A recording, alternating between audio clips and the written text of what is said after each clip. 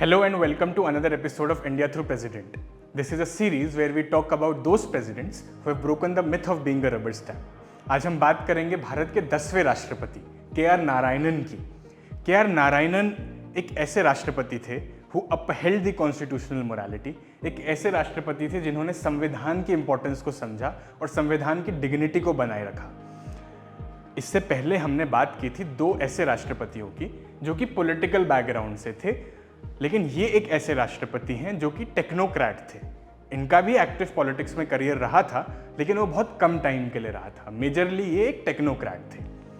He was born in a humble background of Kottayam district. कभी कभी हालात तो ऐसे थे कि फीस देने तक के भी पैसे नहीं होते थे इनके पास, लेकिन इन्होंने अपने मेहनत के दम पे ट्रैवनकोर यूनिवर्सिटी में टॉप किया। जब इन्होंने टॉप कर लिया तो इनको गवर्नमेंट जॉब भी मिल गई, लेकिन गवर्नमेंट जॉब में काम बड़ा डेटा एंट्री टाइप का कुछ था। वो काम इनको पसंद सा नहीं आ रहा था। इनको लग रहा था कि ज़िंदगी में कुछ इंटरेस्टिंग होना चाहिए। उसके लिए he shifted to journalism and he started his career with the Hindu. फिर धीरे धीरे वो टाइम्स ऑफ इंडिया चले गए और वहाँ पे उनके करियर का जो टर्निंग पॉइंट था, जो बिगेस्ट टर्निंग पॉइंट था, वो ये था कि इन्होंने जब महात्मा गांधी का इंटरव्यू लिया।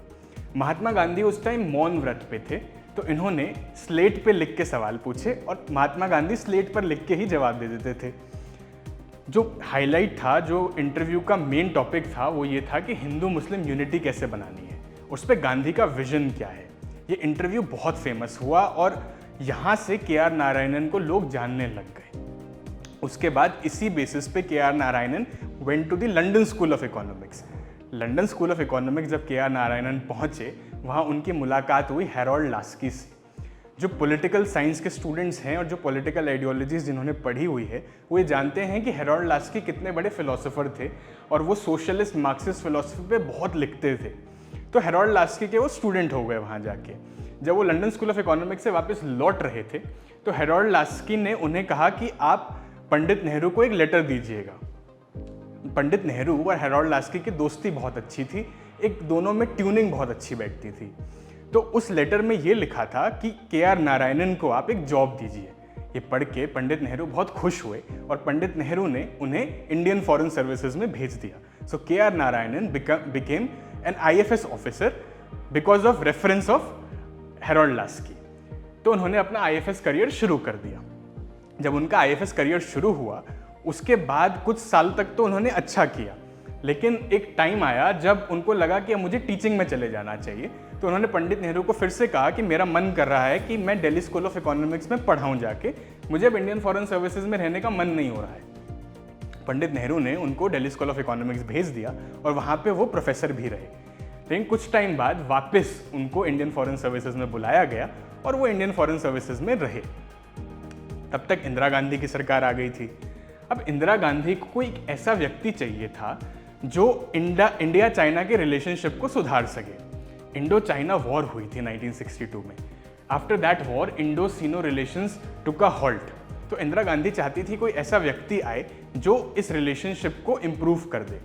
Plus KR. नारायणन थोड़े से मार्क्सिस्ट टेंडेंसी के तो थे, तो मार्क्सिस्ट विचारधारा को वो समझते थे। उनसे बेहतर समझने वाला शायद ही कोई उस टाइम इस देश में था। तो इंदिरा गांधी ने उनको चाइना का एम्बेसडर भी बना दिया। बाद में वो JNU के वाइस चांसलर भी बने और वो ये कहते हैं कि जब मैं JNU का वाइस चांसलर था, वहाँ पे मैंने लीडरशिप एबिलिटी सीखी। वहाँ पे मैंने ये सीखा कि मैं लीडर कैसे बन सकता हूँ। इससे पहले तो मैं सिर्फ एक डिप्लोमैट था, एक राजदूत था, लेकिन JNU जाके मैं एक लीडर बना और लीडर बनने की कला मैंने सीखी। उसके बाद इनको US भी भेजा गया और 1984 तक इन्होंने अपना डिप्लोमैटिक करियर को एंड कर दिया था। फिर इनको राजीव गांधी ले आई। तब तक राजीव गांधी की सरकार बन गई थी, तो राजीव गांधी इनको एक्टिव पॉलिटिक्स में ले आए। एक्टिव पॉलिटिक्स में इनको केरला से 3 बार ये चुन के आए, 84, 89, 91 में। ये 3 बार वहाँ से चुन के आए और 1997 में वो भारत के राष्ट्रपति बन गए, 10वें राष्ट्रपति। उस टाइम उन्होंने बहुत कुछ देखा। वो एक ऐसा दौर था जब भारत में कोलिएशन गवर्नमेंट थी, गठबंधन की सरकारें चलती थी। वो एक ऐसा दौर था जब पोखरण 2 हुआ, जब करगिल वॉर हुआ, गुजरात राइट्स हुए। तो इस सारे इश्यूज पर इनकी अपनी एक अंडरस्टैंडिंग थी। के.आर. नारायणन ने कभी भी ये नहीं सोचा कि मुझे वैसा करना है कि जैसा मेरा प्राइम मिनिस्टर मुझे कहेगा। इन सारे इश्यूज पे इनके अपने ओपिनियन होते थे। इन्होंने 2 प्रधानमंत्रियों को देखा, आई.के. गुजराल और अटल बिहारी वाजपेयी। लेकिन मेजर डिसेंट इन्होंने दिखाया 1997 उत्तर प्रदेश में, जब मुलायम सिंह ये चाहते थे कि उत्तर प्रदेश में राष्ट्रपति शासन लग जाए, प्रेसिडेंट्स रूल लग जाए। तो उन्होंने आई.के. गुजराल को कहा कि आप उत्तर प्रदेश की सरकार में प्रेसिडेंट्स रूल लगा दीजिए, उत्तर प्रदेश में प्रेसिडेंट रूल लगा दीजिए। के.आर. नारायणन ये जानते थे कि कल्याण सिंह के पास मेजॉरिटी है, तो उन्होंने इस प्रपोजल को रिकंसिडर करने के लिए भेज दिया। और जब तक वो प्रपोजल रिकंसिडरेशन के लिए गया, तब तक मीडिया में बहुत सारी बातें होने लग गई।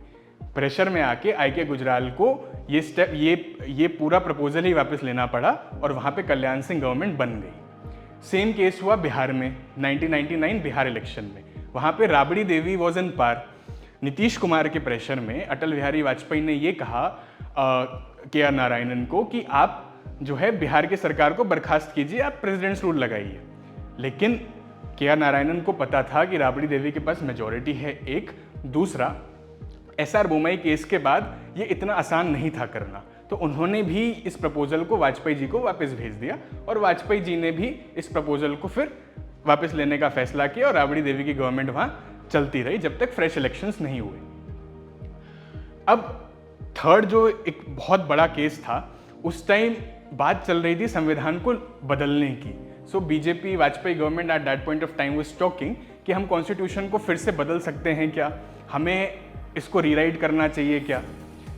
तो उस टाइम के.आर. नारायणन ने एक बहुत फेमस डायलॉग बोला। उन्होंने कहा, whether constitution has failed us और have we failed the constitution, ये 2 अलग अलग बातें हैं और इस पे बहस होनी चाहिए। ये इस डायलॉग के प्रेशर में वाजपेयी जी ने कमीशन बैठा दिया to review the working of Indian constitution, और उसके बाद से ही ये कमीशन बैठा। उसके बाद गुजरात राइट्स भी हुए। गुजरात राइट्स में के.आर. नारायणन वांटेड कि आर्मी जो है वो जल्दी जाए। उन्होंने कहा, मैंने वाजपेयी जी को बहुत बार बोला कि आर्मी को थोड़ा जल्दी भेजिए, और वो ये कहते हैं कि मैं बहुत हेल्पलेस था उस टाइम और मैं चाहता था कि जल्द से जल्द आर्मी जाके वहाँ सिचुएशन को संभाल ले। एक बहुत बात चलती है जो कहते हैं कि he was just a Dalit card. इनको तो दलित पॉलिटिक्स के लिए यूज़ किया गया था और इनमें कोई खास बात थी नहीं। खासतौर पे टी.एन. शेषन ये बात कहते हैं।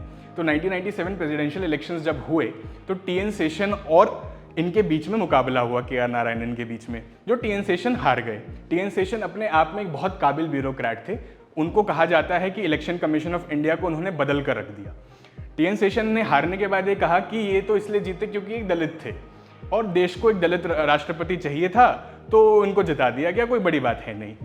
और महात्मा गांधी ने भी इंडिपेंडेंस के टाइम में ऐसा कहते हैं कहा था कि भारत का पहला राष्ट्रपति हरिजन होना चाहिए। मैं चाहता हूँ भारत का पहला राष्ट्रपति हरिजन बने और वो सेल्फलेस हो और महिला हो तो और भी बेहतर। हालांकि ये सपना उनका 50 साल बाद पूरा हुआ जब के.आर. नारायणन भारत के पहले दलित राष्ट्रपति बने।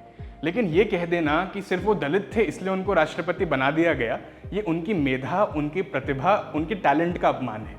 एक ऐसा व्यक्ति जो हम्बल बैकग्राउंड में पला बड़ा और जिसने अपनी प्रतिभा के दम पे लंदन स्कूल ऑफ इकोनॉमिक्स हासिल किया, जिसको पंडित नेहरू 1955 में कह चुके थे the best diplomat of the country, और जिसने अपने पूरे प्रेसिडेंशियल टर्म में कॉन्स्टिट्यूशनल मोरालिटी का ध्यान रखा, उन्होंने संविधान की डिग्निटी को बनाए रखा। ऐसे व्यक्ति को कह देना कि ये एक दलित कार्ड है, ये उसके मेधा के खिलाफ अन्याय है, उसकी प्रतिभा के खिलाफ अन्याय है, और ऐसा नहीं होना चाहिए।